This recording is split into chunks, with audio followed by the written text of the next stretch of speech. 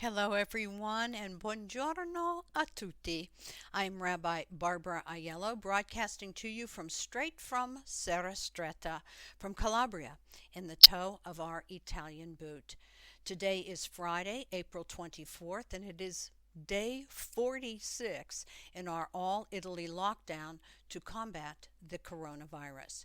But today is special for reasons other than the pandemic. Today, April 24th, is La Festa della Liberazione, Italy's Liberation Day. The holiday, which under normal circumstances would mean that schools would close and shops and businesses would give their workers the day off, is a very important commemoration for all Italia for many, many years. Italy's Liberation Day marks the end of German occupation of Italy.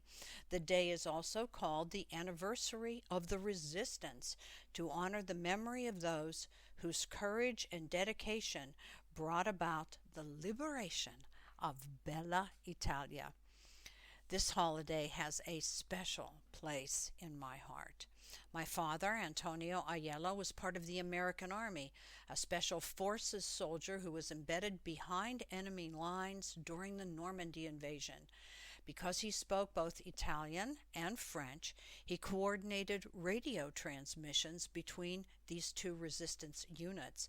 They were made up mostly of young men and women, among them many Jews and Christians who put their lives on the line together to assure an Allied forces victory. Throughout Italy today, we'll add a wonderful song to our balcony-based musical repertoire. The song is called Ciao Bella Ciao. Maybe some of you know it. So what's it like to celebrate a holiday when the country is on lockdown? Challenging. In lieu of parades and wreath-laying commemorations, the Italian Air Force will work to make it a special celebration. They'll offer us a fabulous flyover, complete with the airplane exhaust filling the skies with red, white, and green to symbolize the Italian flag. Television will offer a wealth of movies and documentaries about the resistance, which in Italy numbered 82,000 citizens, among them 35,000 women, 300 of whom fought alongside men in the fierce street fighting for the liberation of Florence. But it is in Bologna, where we find the most moving of all of our war memorials. Just beyond the fountain of Neptune, Nettuno, is the memorial to Bologna's fallen partigiani. The memorial began shortly after liberation, when grieving families transformed what had been the execution wall into a poignant memorial filled with photos, flowers, and mementos. What has begun as a spontaneous remembrance to the partisans killed right on this site later expanded to include photographs of the more than 2,000 of Bologna's partisans who had been killed.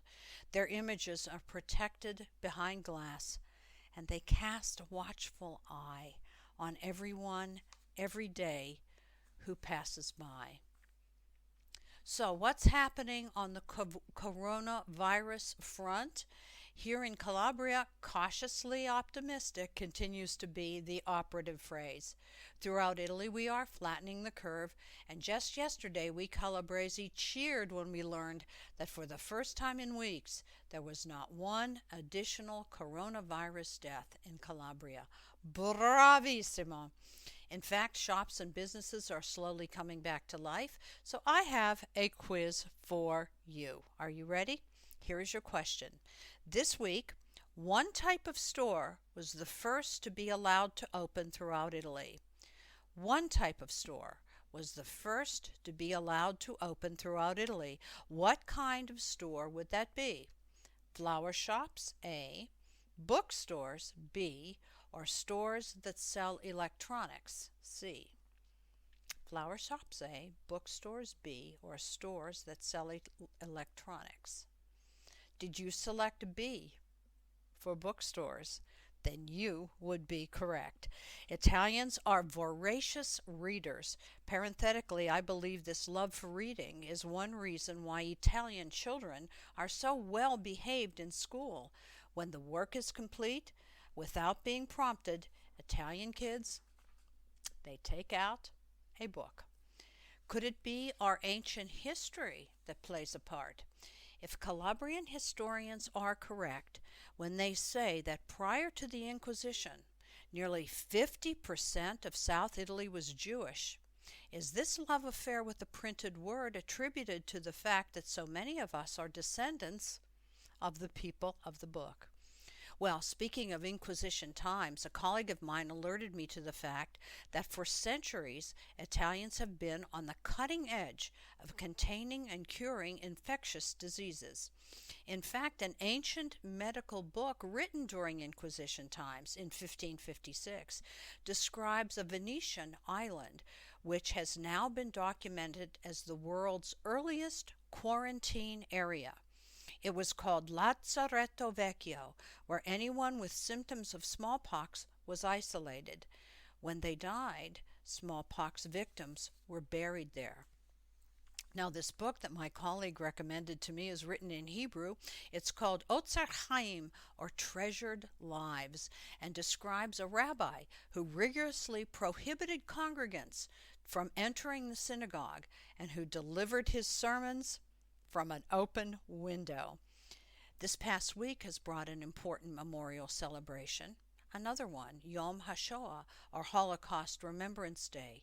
It's a day that marks the beginning of the Warsaw Ghetto Uprising, when Jewish resistance fighters battled their powerful oppressors and held them at bay for more than 4 weeks.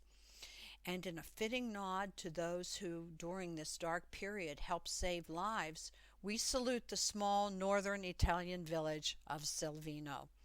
That's where Holocaust orphans were sheltered during the war. They were called Silvino children, and they were housed in a children's home while they awaited transport to what would become the State of Israel.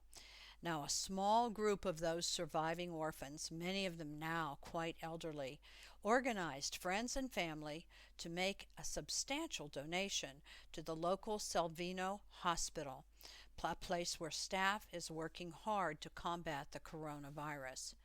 Now, not to be deterred by travel restrictions, these Silvino children produced a video detailing the love they received from local Italians and encouraged everyone to donate to the hospital in honor of the Silvino citizens who sheltered them. Silvino's deputy mayor was molto commosso, overcome with emotion. He said, "In these dark times, your message brought us light.